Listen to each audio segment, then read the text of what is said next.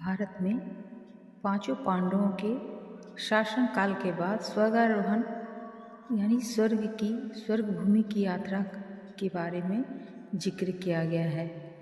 तो आज हम इसी बात की चर्चा करेंगे कि वो स्वर्ग भूमि कहाँ है और क्या वह सचमुच में आज भी है और वो कैसी है, कैसा होता है और लोग क्यों स्वर्ग की यात्रा पर जाते हैं।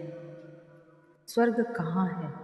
मुगल सम्राटों के शासनकाल के बाद केवल 4-5 शताब्दियों से विदेशी पर्यटकों द्वारा कश्मीर को पृथ्वी का स्वर्ग घोषित किया गया है। परंतु प्राचीन काल में लगभग 7वीं सदी से पूर्व, जब तक भारतवर्ष हिंदुस्तान नहीं बना था, उत्तराखंड प्रदेश जो आधि दैविक, आधि भौतिक और आध्यात्मिक रूप से संपन्न है, जहाँ सर्वत्र पर्वत उपत्यकाओं में स्थान स्थान पर रंग बिरंगे सहस्त्रों पुष्प समूहों से अलंकृत वन उपवनों, शैल शिखरों पर फैले हुए अनेक सुंदर सरोवरों, भांति भांति के पशु पक्षियों, कल कल प्रवाहिनी सरिताओं, तरुलताओं एवं बहुमूल्य संजीवनी जड़ी बूटियों का बाहुल्य है, पृथ्वी का स्वर्ग कहलाता था। अर्थात पृथ्वी का स्वर्ग आदि आदि काल से रहा है। आर्यों ने अपने आदि देश को स्वर्ग की उपाधि से विभूषित किया है। वहाँ मंदाकिनी आदि नदियाँ बहती हैं, वहाँ स्वर्ग का द्वार है, वहाँ सोम होता है, वहाँ का राजा मनु है। आर्यगण ऋग्वेद में प्रार्थना करते हुए कहते हैं, हे सोम, जिस लोक में वैवस्वत मनु राजा हैं, जहाँ स्वर्ग का द्वार है और जहाँ मंदाकिनी आदि नदियाँ बहती हैं, उस उत्तम लोक में उन्हें अमर करो। इस ऋचा के उद्गाता कश्यप ऋषि स्वयं हरिद्वार के निवासी थे। ऋग्वेद की इस घोषणा में 4 तथ्यों का उल्लेख किया गया है। सबसे पहले सोम का उल्लेख है, जिसका उत्पत्ति स्थान हिमालय का मुजावत नामक पर्वत है। मंत्र के द्वितीय तथ्य के अनुसार जहाँ वैवस्वत मनु का राज है, वैवस्वत मनु ब्रह्मावर्त के राजा थे। उन्होंने जल प्लावन के समय गढ़वाल के दक्षिण गिरि प्रदेश से, जहाँ उनका निवास स्थान एवं प्रधान केंद्र था, उत्तर गिरि की ओर हिमालय के सर्वोच्च शैल शिखर पर अपनी नाव बांधने के लिए सप्त ऋषियों को लेकर प्रयाण किया था। मनु का यह मनोरवस्पर्ण नामक सर्वोच्च शरण स्थल उन्हीं के द्वारा प्रशस्तित देव निर्मित देश ब्रह्मावत में बद्रीनाथ के निकट सरस्वती नदी के तट पर वर्तमान माना गांव, जिसका पौराणिक नाम मणिभद्रपुर था, के आसपास कहीं था। हिमालय के उत्तर गिरि के इसी पर्वत क्षेत्र में एवरेस्ट के बाद कामेट और माना शिखर नामक 25,000 फुट तक ऊंचे सर्वोच्च हिमाच्छादित शैल शिखर हैं। इसका अर्थ है कि हिमालय के दक्षिण गिरि से लेकर उत्तर गिरि तक गढ़वाल के समस्त पर्वत प्रदेश पर मनु का राज्य था। मंत्र के तीसरे भाग में कहा गया है कि वहाँ स्वर्ग का द्वार है। वह स्वर्ग का द्वार कहाँ है, इसके संबंध में केदारखंड का निम्नलिखित उदाहरण अलोकनीय है। उसमें हरिद्वार से नीचे की भूमि को सामान्य भूमि, हरिद्वार से ऊपर की भूमि को स्वर्ग भूमि और हरिद्वार को स्पष्टतः स्वर्ग द्वार कहा है, जिसके दर्शन मात्र से मनुष्य भव बंधनों से मुक्त हो जाता है। गंगा द्वारोत्तर विप्र स्वर्ग भूमि स्मृता बुध है। अन्यत्र पृथ्वी प्रोक्ता गंगा द्वारोत्तर विना इदमेव महाभाग स्वर्ग द्वार स्मृत बुध है। यस्य दर्शन मात्रेन विमुक्तो भवबंधने। महाभारत आदि पर्व में लिखा है कि जिस क्षेत्र में गंगा जी अलकनंदा के नाम से पुकारी जाती हैं, वही स्वर्ग है। आज भी हरिद्वार से ऊपर गंगा जी अलकनंदा नाम से पुकारी जाती है। 5 पांडवों के साथ अर्जुन ने वनवास काल में बद्रिकाश्रम के इसी गंधमादन पर्वत क्षेत्रांतर्गत स्वर्ग में स्वर्गाधिपति इंद्र से दिव्यास्त्र प्राप्त किए थे। पांचों पांडवों ने स्वर्गारोहण के निमित्त भी इसी स्वर्ग भूमि की यात्रा कर मुक्ति प्राप्त की थी। महाराज युधिष्ठिर ने स्वर्ग त्रिविष्टम में प्रवेश करने के बाद जिस देव नदी अलकनंदा में स्नान कर देवत्व प्राप्त किया था, महाभारत स्वर्गारोहण पर्व के अनुसार वह पावन क्षेत्र यही है। स्वर्गाधिपति इंद्र युधिष्ठिर कहते हैं, ऐसा देव नदी पुण्या पार्थ त्रैलोक पावनी अत्र स्नातस्य भावस्ते मानुषो विगमिष्यति। गंगादेव नदी पुण्या पावनी मृषिशस्तुताम अविज्ञाह ततो राजा तनु तत्याज मानुष्यम। ऋग्वेद के उक्त चौथे तथ्य में कहा गया है कि जहाँ मंदाकिनी आदि नदियाँ बहती हैं वही स्वर्ग है। इस दृष्टि से गढ़वाल के केदार क्षेत्र में बहने वाली मंदाकिनी के भौगोलिक अस्तित्व से ऋग्वैदिक आर्यों की स्वर्ग भूमि की वास्तविकता पूर्णतः प्रमाणित हो जाती है। गढ़वाल की देव नदी सरस्वती का तट वैवस्वत मनु का शरण स्थल था। गढ़वाल की दूसरी ओर तीसरी देव नदियाँ अलकनंदा और मंदाकिनी का तटवर्ती क्षेत्र पुरूरवा और उर्वशी की कीरा स्थली भी था। पुरूरवा वैवस्वत मनु की पुत्री इला से उत्पन्न बुध के पुत्र थे। बुध का निवास स्थान बधान था। उर्वशी स्वर्ग की अप्सराओं में से एक थी। वह ऋग्वेद के प्रसिद्ध पुरुष सूक्त के ऋषि नारायण से उत्पन्न थी, जिनका आश्रम बद्री क्षेत्र में नर नारायण आश्रम के नाम से आज भी प्रसिद्ध है। ऋषि नारायण ने उर्वशी को इसी क्षेत्र के अधिपति इंद्र को समर्पित कर दिया था। ऋग्वेद और पुराणों के अनुसार इंद्र बुधपुत्र पुरूरवा और उर्वशी का निवास स्थान गंधमादन पवन और अलकनंदा का तटवर्ती क्षेत्र था। आर्य साहित्य में इसी क्षेत्र को पृथ्वी में स्वर्ग की उपमा से सम्मानित किया गया है। पुरूरवा की राजधानी प्रतिष्ठानपुर थी, जिस प्रतिष्ठानपुर को वर्तमान इतिहास लेखक इलाहाबाद झूसी के निकट बताते हैं, उसका ऋग्वेद में अस्तित्व भी नहीं था। ऋग्वेद के अनुसार जिस स्वर्ग भूमि में अग्नि ने मनु को अनुग्रहित किया था वह शीत प्रधान देश था।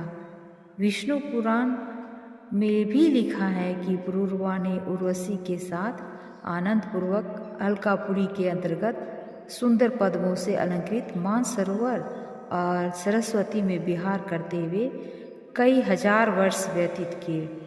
केदारखंड में भी इसका उल्लेख हुआ है। वहाँ कहा गया है कि बद्रीनाथ से पश्चिम आधे कोस की दूरी पर संपूर्ण सुंदरता प्राप्त करने वाला उर्वशी कुंड विद्यमान है। इसी कुंड के निकट पुरूरवा ने 5 वर्ष तक तिरछी चितवन वाली उर्वशी से रमन कर पुत्र उत्पन्न किए थे।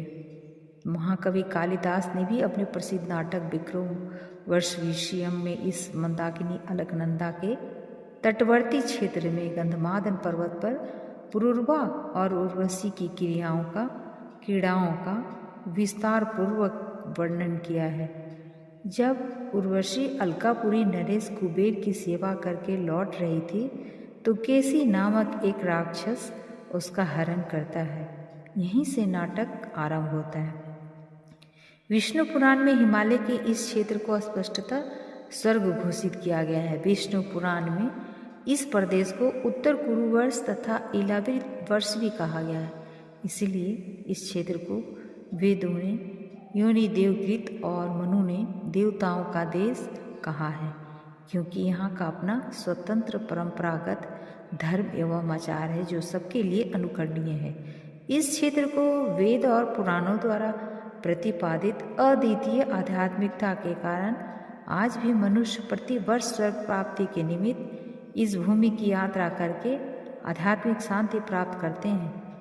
केदारखंड में भगवान ने स्वयं कहा है कि मैंने ब्रह्मा मूर्ति धारण कर सर्वप्रथम जिस देश की रचना की है उसी का नाम ब्रह्मावर्त एवं केदारखंड है। मैं स्वयं जितना प्राचीन हूँ यह क्षेत्र भी उतना ही प्राचीन है। प्राचीन काल में यह गिरि प्रदेश 3 भागों में विभाजित था, उत्तरगिरि, अंतरगिरि और दक्षिण गिरि। इसीलिए इसे त्रिविष्टप भी कहते थे। एक का अधिपति विष्णु, एक का इंद्र और एक का अधिपति ब्रह्मा थे। इंद्र एक पदवी थी जो स्वर्ग राज के अधिपति के लिए निश्चित थी। गंधमादन पर्वत क्षेत्रांतर्गत इस स्वर्ग राजा का प्रत्येक अधिपति उत्तराधिकार में इंद्र से गद्दी प्राप्त करने के पश्चात इंद्र या सूर्यराज के नाम से संबोधित किया जाता था। और इस प्रकार स्वर्ग के जिस प्रदेश के अधिपति इंद्र थे उसका नाम वेदों और पुराणों के अनुसार गंधमादन पर्वत प्रदेश अर्थात बद्रिकाश्रम क्षेत्र था। इसी क्षेत्र में त्रिपथगा गंगा, जिसको ऋग्वेद के नदी सूक्त के प्रथम मंत्र के अनुसार तीनों लोकों में बहने वाली सिंधु अलकनंदा भी कहा गया है, प्रवाहित होती है। महाभारत में स्वर्ग में प्रवेश करने पर युधिष्ठिर को गंगा नदी मिलती है। महाभारत के अनुसार हरिद्वार ही स्वर्ग द्वार है।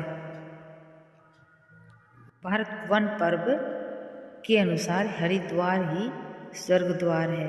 हरिद्वार से ऊपर जहाँ सूर्य सरिता गंगा अलकनंदा के नाम से पुकारी जाती है, वही स्वर्ग एक त्रिविष्टप है और इस स्वर्ग के तीनों भागों में बहने के कारण अलकनंदा को इसीलिए त्रिपथगा कहा गया है।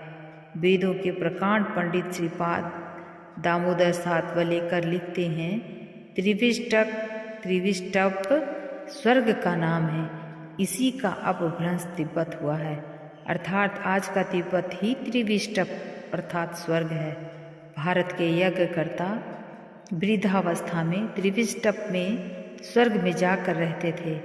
हिमालय में सुखद स्वस्थदायी पवन बहता है, शीघ्र थकावट नहीं आती, शरीर में अच्छी शक्ति रहती है, उत्साह रहता है, ऐसा वह प्रदेश है। इसलिए वृद्ध होने पर वहाँ जाकर लोग रहते थे और आनंद से अपनी आयु व्यतीत करते थे। इसके अनेक प्रमाण हैं। पांडवों ने इंद्रप्रस्थ पर भारत युद्ध के बाद 30 वर्ष राज किया। तत्पश्चात वे स्वर्ग में रहने के लिए गए थे। स्वर्ग में मरने के पश्चात जाते हैं, यह अशुद्ध विचार है। अर्जुन जीवितावस्था में ही स्वर्ग में जाकर शस्त्रास्त्र लाया था। इस तरह सब पांडव जीते जी स्वर्ग में हिमालय में रहने के लिए गए थे। आज भी स्वर्गद्वार के नाम से एक स्थान हिमालय में हरिद्वार से थोड़ी दूर पर विद्यमान है। इस स्वर्ग द्वार से स्वर्ग स्थान का प्रारंभ होता है। प्राचीन समय के वृद्ध लोग हिमालय के इस पवित्र स्थान में जाकर बसते थे। तरुणावस्था में यहाँ की राज्य व्यवस्था का कार्य करना और वृद्ध होने पर हिमालय में अथवा त्रिविष्टप में जाकर कालक्रमण करना, यह प्राचीन काल की उत्तम व्यवस्था थी। इस तरह पांडव 100 वर्ष तक यहाँ का राज करने के पश्चात हिमालय में जाकर रहे थे। महाभारत के स्वर्गारोहण पर्व में इनके जाने का मार्ग लिखा है। वह मार्ग हिमालय चढ़ने का मार्ग है। आज भी हिमालय में हरिद्वार के 2-3 मुकामों के बाद स्वर्गद्वार का स्थान आता है। उस स्थान के उत्तर का भाग स्वर्ग है। भागीरथी का नाम स्वर्ग नदी है क्योंकि स्वर्ग में इसका उद्गम है। इससे स्वर्ग की ठीक कल्पना हो सकती है। उत्तर हिमालय में स्वर्ग का प्रारंभ है।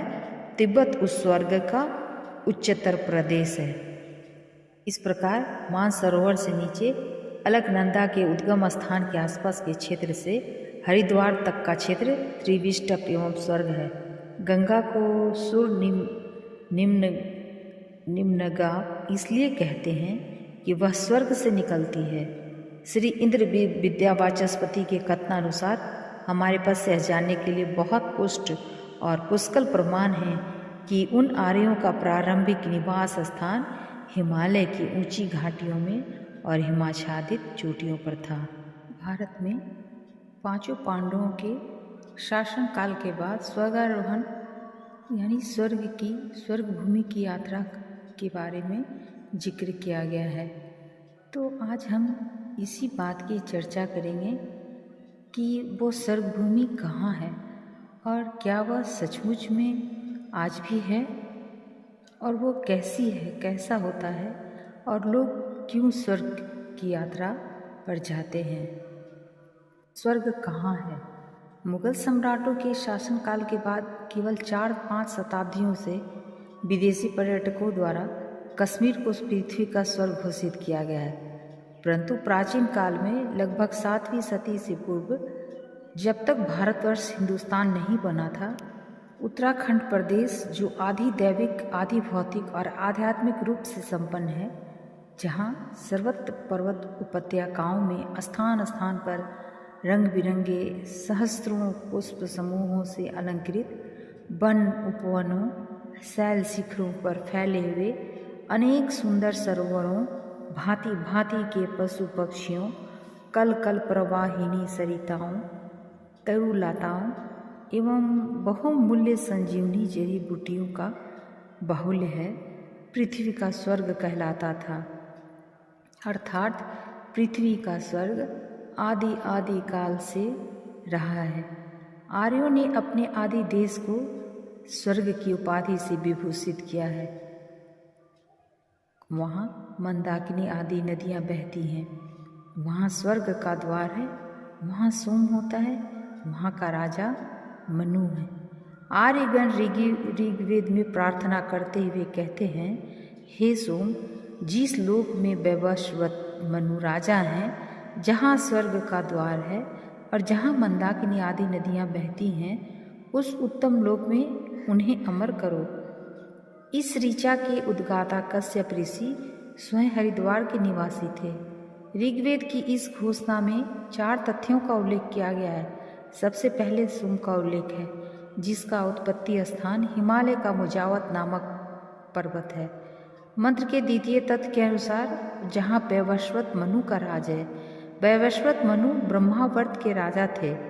उन्होंने जल प्लावन के समय गढ़वाल के दक्षिण गिरि प्रदेश से, जहाँ उनका निवास